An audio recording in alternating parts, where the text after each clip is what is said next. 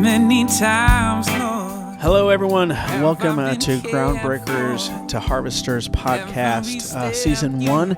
I have to apologize. The last few times I've commented on Gerry's last name, I've kind of slaughtered it, and so I have to apologize. Gerry Harrow, is that correct? Yes, that's correct. All right. And you don't have to apologize. But Well, thank you. I know, but that's what we do here. It's a the law, the gospel, the grace, the goodness, the mercy, and all that stuff in between. So, anyways, we are in this middle of this conversation about apostolic church planting and our unique approach to kind of an old way of church planting that we have a chance to kind of, I don't want to say rediscover, but to reinvest in and kind of learn all over again. And we are in the midst of this conversation about listening to your community. And if you have not done it yet, we both encourage you, go back to listen to the previous or watch the previous video, and it sets up the 30,000 foot view of like, why is that so important for not just church plants, but for established churches? And like, what does that look like in some ways? And this one, we're going to get into the weeds a little bit more, and we're going to talk about the 3 specific places that or people you need to listen to, or communities that you need to listen to, and what you can do in those situations to really what are you going to learn from them, and then how do you leverage them to find out what your big mission calling is as a church plant? And so, Gerry, would you do us a favor real quick and just let us know what are those 3 different areas, just let us know what those 3 different areas are. Sure.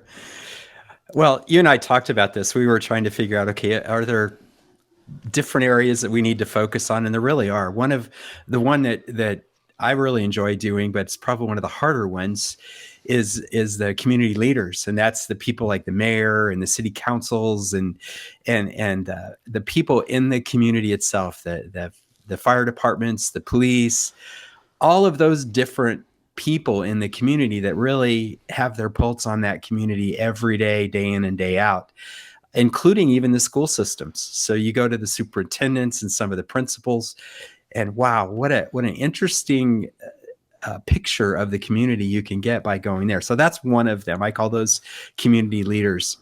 And then there's this other group, which we talked a little bit more about the last session, and that is the actual people that are living in the community, and that's neighborhoods, that's different service organizations within the community. And they have a different perspective because they are the ones who live there day to day. That's where their homes are. That's where their kids are going to school. That's where they eat out at the restaurants, all of those things. Right. So that's that really people person, people group. And then the third one, which a lot of times I don't think we think about very much, but that's the church community. Right. And I'm not just saying about just, our tribe, but all of the tribes, because we're all trying to reach people with the hope of Christ. And that's one that is an interesting one. You kind of get a whole different perspective from that group of people. So those are the 3 big ones in my mind. I would agree with you. And I think the last one, like you said, it's listening to churches that are outside your tribe to understand that God may be calling them to be co-laborers in the area. That doesn't mean you need to agree with all your doctrine. Is so important, and I think is often missed because we can fall into if we're not careful, we can fall into a competition mentality or a scarcity mentality instead of an abundance mentality that says, hey, listen, our culture, 17% of people are actually engaged in the church. There's a whole host that say they're engaged but haven't been to the church in months or even years. So there's plenty. What does Jesus say? If only he had a word that he used. The harvest is plentiful, but the workers are few. Yeah. So, celebrate and work alongside those. But before we get to that conversation, I want you to dive into the approach that you take and how do you like I'm all in. Like, yes, listen to the community leaders. Absolutely. Terrified. How do you do that? Do you call up the mayor? Do you like stalk them? Do you roll in and, just knock on the door? Hey, I'm a pastor. I want to what's your strategy there? What's your approach? How do you build relationship with these people who everyone is vying for their attention? And what are you hoping to learn in those situations? So there's a lot of questions there, and I'm just going to let you go for a little bit. It's interesting. What I've found is they want to talk about the community. They want to talk about the needs that are out there. They want, if somebody's interested in helping better the community, they want to talk to you. They want to help you do what you're trying to do. And it's interesting. It may take a little bit of time to get on their schedules just because they're busy people. But seriously, just call them up and talk to their admins and say, this is who I am. I'm a new pastor coming in. We're going to be starting a new church. We want to be a great community contributor. And our goal is that if we ever stop being in the community, people will miss us. And so I'd like to just hear maybe what some of the unique challenges within the community are. And I'd like to talk to the city manager. I'd like to talk to the mayor. I'd like to talk to the city council. And it's amazing. Those doors really start opening up. And that's seriously, that's what I do. But of course, being with my corporate background, as we have talked about before, I'm pretty used to calling people up and just getting on people's calendars. And sometimes what I found, it's just better just to show up at City Hall. And you start talking to the people there, and you start asking questions. Well, who should I talk to about this? Right. Who would be the best person to? Maybe it isn't the mayor. Maybe it isn't the city manager. Maybe it's the planning person. Maybe it's the water people. Who knows? But when you start talking to the people at the front desk, you start talking to the people that kind of have a feel of what's going on. Usually, they'll tell you who you can talk to. And I'm telling you, it's just like this in the church too. If you really want to know what's going on in the church, you don't talk to the pastor. You talk to the secretary, because the secretary is the one that's fielding all the calls. And if you really want to know what the antagonists within the community are passionate about, talk to the secretary, because they're the ones that are always running defense. Bring them a coffee. You never know.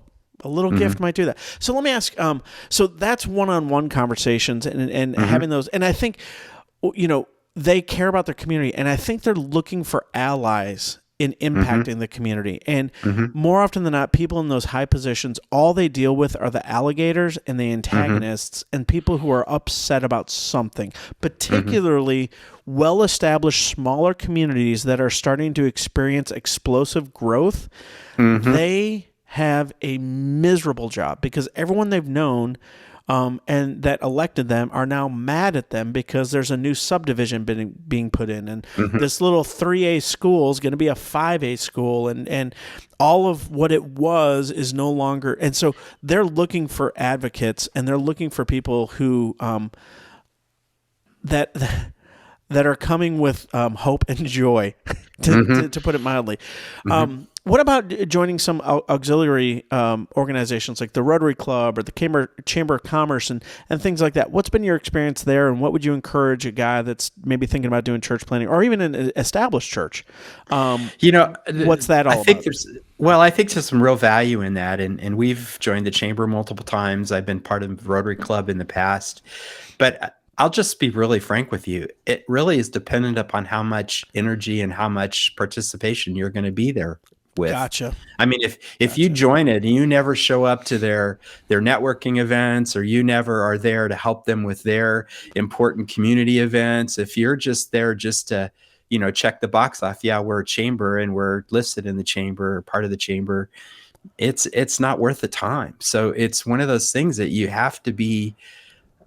We talked a little bit last time. It's got to be in your wheelhouse. Why did you join the chamber? Do you go to the chamber meetings? No, I don't. I don't like meeting people. Well, then why are you a member? Why are you a member of the chamber, right? I mean, think about it. Yeah. But I do know this. I guarantee someone in your church is gifted for that. And so here's what you do. You establish them as an ambassador for the church to be involved in the chamber and to be like, yes. But so it's not always the pastor. And again, I know why a lot of churches join and the pastor never shows up, because it's up to the pastor, and the pastor has 1,000 other things to do. So find someone else who's that ambassador for the church and loves to hang out and meet people and tell stories and is a part of ribbon cuttings and everything else. So yeah. So that, if you have somebody that's that way, that's an amazing, and it's a great opportunity to make an impact in the community. So I encourage it, and it's a cheap investment if you think about it. Most of them are fairly inexpensive, but you have to have the people that are willing to work at it and be a part of it. And the other piece I think that's interesting, and I know we've talked about this before, and man, you can't have an agenda going into it. I mean, if your agenda is to convert people and to get people sitting in your church and bringing money into your church, and if that's why you're there, if you're kind of on a recruiting mission, man, that just doesn't work. You got to be invested genuinely in the community and in the organization for what they're trying to do. Because that gets sniffed out so quick. If you have a hidden agenda, that bait and switch stuff that goes on. Oh my goodness! And if you lead with the business card, they normally will just go, "Oh, thank you, don't need it." But if you are a genuine servant leader, and that's what you're talking about, it's connecting, it's celebrating with them and their businesses, it's investing in them and their businesses, and I think so. The Timothy pastor that took over for me at the Grove Church is exceptionally gifted at this. And he is a part of the ribbon cuttings, and it has been fun to see him and how quickly he's become the go-to pastor in our area, because every business knows him. And so he can't walk into a restaurant. He can't walk in and not have someone say hi to him. And so, and he genuinely loves it. Like, he genuinely organizes his day. He cancels meetings because the priority is Rotary Club and the Chamber of Commerce, because that's where he gets to rub shoulders with people who are often, if you're a small business owner, Sunday mornings roll around and you're exhausted. It is hard to carve that out because you just got finished working 70 hours a week. And so he's doing a phenomenal job with it. And so I agree with you. It's got to be in your wheelhouse, because otherwise people sniff it out and they don't want it.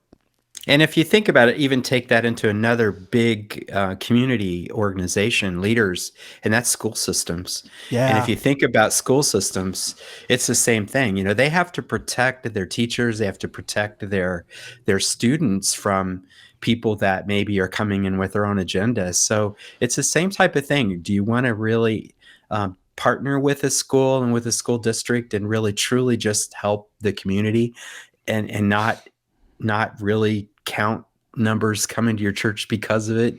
I think that's really important. And it's why are you doing it? Why are you actually going in and then really care about the people the way God cares about us, right? Love your neighbor as yourself. And that's really an important piece of this whole community listening. And what I found is the more you get out and talk to people and the more you listen, you can really get a sense for what's going on in the community and what some of the real challenges are in the community, and maybe even some of the places that are okay. You don't need to even think about it because they're covered. They're covered well.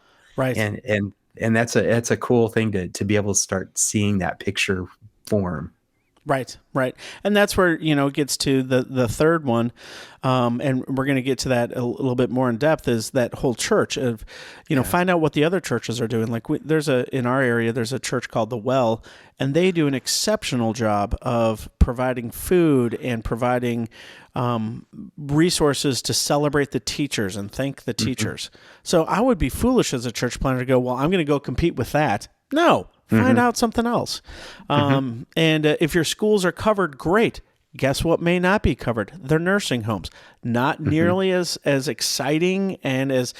but there's still a real mission need there. And I think that goes to really what we're talking about. The second one is listening to the citizens, being engaged and involved in the neighborhood.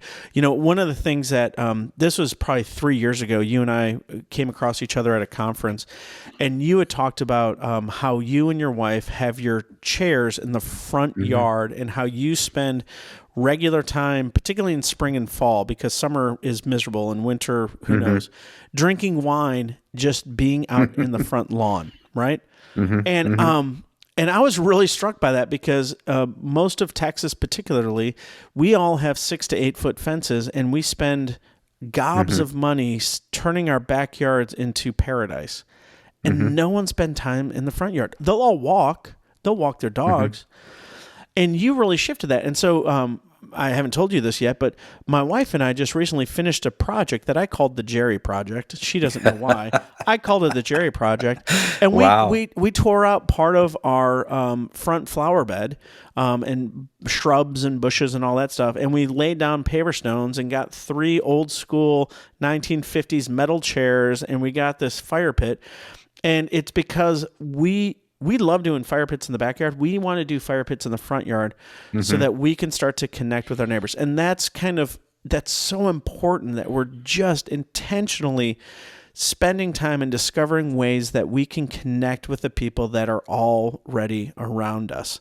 And so, we talked a lot more about it last time. And so if you haven't listened to that one, I'd encourage you to do that. But find out a space that you are passionate about, that you have interest in, and begin to invest in that and not apologize for it. And see the relationships and how God can form those relationships and help you to listen to what they're dealing with and what their struggles and successes are. And as you begin to celebrate life with them, don't be surprised as God begins to pour his Spirit through you and impacting those lives around you. And it's just, it's again, being intentional, finding something you enjoy doing, something that you're willing to commit to. It's not a one-time deal. You got to be there on a regular basis, and then bring the spiritual lens to it and see what God might be up to. So not only listening to your community leaders, but listening to the citizens by getting involved in the school, getting involved in little cultural things, or just spending time in your front yard of your neighborhood, or just spending regular time at the pool in the neighborhood in the summertime and getting to know the same families that are there and figuring out ways to have barbecues out front. One of the things that we did as a family back in Allen, and our kids were younger, and so it was much easier back then, is we got a huge movie screen, and we would do backyard movie nights for the neighborhood. And it was awesome because we'd have 50 kids roll in and 60 adults roll in, and the kids would watch the movie and the adults would hang out front, and we'd talk through this house that's not taking care of their lawn, and and then we'd get to we built community that way. And we didn't have a park in our neighborhood, so it was Easter time, and so we decided, my wife and I were like, well, you know what? We're going to load a few hundred eggs with candy, and we're going to do an Easter egg hunt in our backyard. And we did, and the kids would come down, and it was crazy because the very things so many churches want to do on their properties but struggle to get the community to come to, when you do it in your yard, people are like, we're all in. Right. And so we were getting photos. I mean, like the whole families would come dressed up and then people would be like, why do you do this? Why do you do this? And I was like, well, because I want to love my neighbors. And I feel like that's a high calling that we have, to love our neighbors. And the Christians, of course, go, oh, I get it. Right. And they give you a wink and you're like, yeah, we get eternity. We're good. But then a whole nother host of people are like, man, we need more of that in our culture. And that gives you an idea of like, okay, this is meeting a need. It's connecting with people, and it's stirring hearts to see beyond the selfishness that we can all fall into. And so being creative with figuring out ways to connect with your neighbors. Again, this is where Joining Jesus is a beautiful book, a beautiful resource to really do that. Encourage you, if you haven't done that yet, to buy that. Dive into it and see what God's up to. So the final piece of the puzzle is churches, and making sure you're listening to your churches in and out of your tribe. And so, Gerry, unpack that a little bit and what you were thinking on that. Let me just make another comment on that book, Joining Jesus on His Mission, because it's to me, it's been a real powerful book for me.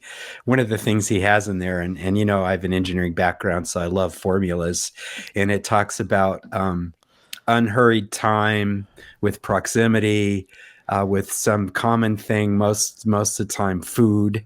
It gets to conversations, and conversations get to relationships and friendships and stuff. And that's his formula. And I think that's awesome. How many of us like to do that? Well, but share that formula again, real quick. Unhurried time. But it's like unhurried time, proximity, and something you're doing in common. And he said most of the time that means food. Yes. Leads to conversations, and then relationships and friendships. And beautiful. And I love it, and that's what we're trying to do, right? Loving your neighbor and just being together with them. And that's an important thing. And one other thing about, and I'll add to some of the comments you made, one of the things we did as part of PLI when we did missional leadership, Sarah and I, they had us go into some neighborhoods that we didn't know anything about. And we just walked the neighborhoods and kind of did prayer walks. But part of that prayer walking was also just observing what was in the neighborhood and what seemed to be happening in the neighborhood. Were there a lot of kids' toys out front? So was it a neighborhood that had a lot of kids, or was it maybe a depressed neighborhood, or was it all of these things? And it's interesting that you then start listening to your community by observing what's really there and what isn't there. And then if you get a chance to talk to people, which we did, you get to start talking to them and hearing, and you kind of can direct your discussions with them because you've taken the time to observe what was going on and what was in the neighborhood. And I think that's an important thing for all of us to do. The challenge is we're also busy. We all have busy agendas, and this whole listening thing takes time. You got to just stop and listen and watch and ask questions and listen some more. And it's unhurried time. It is unhurried time. It's often, when you plant a seed, you don't see any activity, but the most important activity is actually happening underground. You don't see it, but if you don't give it the time, it's never going to produce the fruit that it needs to. And that's just those root systems getting down. And that's what that unhurried time allows, is roots and connections to be made. And that's that community listening, right? It is. Yeah.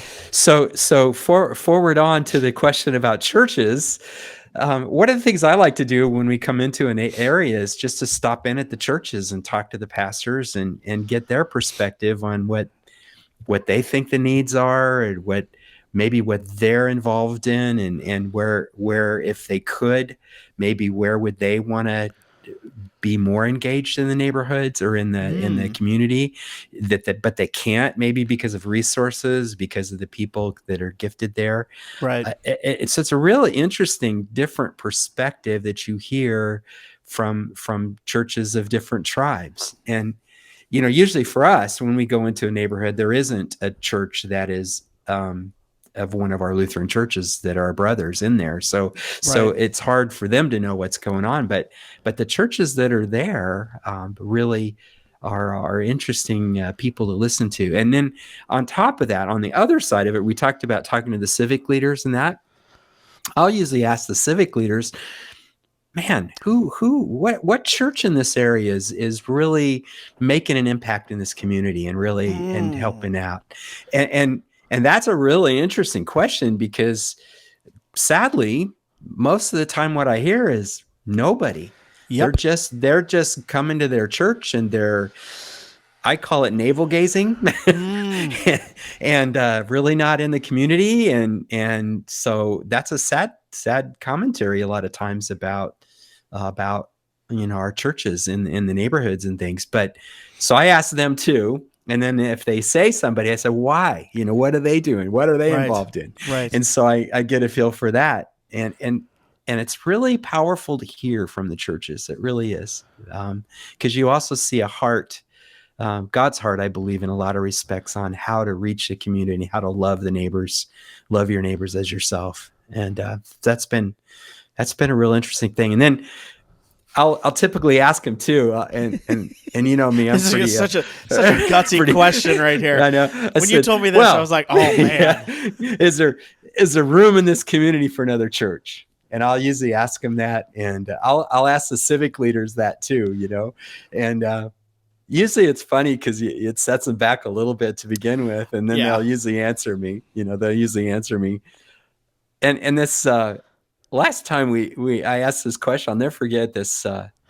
This guy from a totally different tribe of ours, he goes, absolutely, there's plenty of need. He says, for a church like yours, more liturgical, a little more traditional, he says, man, there's so many of the other types out here. I don't know where to tell anybody that's looking for that type of thing. And we need somebody like you here bad. So Absolutely. But what's interesting about that is I believe that in kind of an interesting way, I think that's God's reinforcing that we need to be there. Yeah. And so don't we always look for that as church planters? Yes. Is God kind of giving us, opening doors for us and encouraging us and confirming maybe what we're believing and what we believe the Holy Spirit's showing us? That's just another way I think that we get this confirmation that maybe that is really the area God is calling us to be in. Yep. And I think, one of the things that if it's already happening, encourage you to tap into it. And that's a gathering of the local church pastors. But what I found is that is very rare. I mean, maybe in your tribe, you're getting together with other pastors, but outside your tribe, and maybe that's a secondary calling for you in that church plan, is to say, okay, well, it's not happening. It needs to, because we as churches can support each other and love each other and serve alongside each other, even though we have differences maybe in some doctrine. Maybe that's something that you can help pioneer and be a blessing to the community. So it's not just 5 churches helping out with 5 different things. It's all the churches leaning into one issue within the community and really making a big impact there. So, again, Gerry, thank you so much for your time and your wisdom on this. Listening to your community is huge. We need to get Greg on this podcast. Maybe that's the next one that I'll reach out to him and see if we can get him on here. I'm sure he'll do it for us. Really to dive deep into that book, Joining Jesus on His Mission, and really kind of discovering some of the things that he's learned after publishing it, and words of encouragement there. So you guys, whether you are an established church or you are a church plant, it is valuable that we listen to our community with unhurried time. There's one thing that we need to rediscover as a people is unhurried time. And so, may God bless you guys on this unique journey that He has for us as we listen to our neighbors and learn to love them, and more importantly, see the Spirit already active in their lives and help them tie these threads together of faith and life and grace and forgiveness. And if we can build a word and sacrament community out of there on a regular basis, hallelujah, all glory to God. Gerry, any final thoughts from you? Hey, just when you try this out there, share your stories with us. We'd love to hear what happens and just kind of where you've seen God at work and just some of the things that go on, because you'll just be amazed when you start really being out there and listening and watching. So let us know. Let us hear from you. Absolutely. Groundbreakerslife.com. Emails are Travis@groundbreakerslife.com or Gerry at groundbreakerslife.com, and it's a G, not a J, just for those listening on the podcast. And info at No Legacy, or info at groundbreakerslife.com. Any of those would be great. We'd love to hear the stories. Any questions you have, anything you'd want us to unpack a little bit more or maybe dive into, we'd love to be a part of that. So just give us some information there. Follow us on Facebook. Give us a rating on the podcast, and we appreciate your time, and hopefully God is blessing you through this. So God bless you all. You groundbreakers and you harvesters.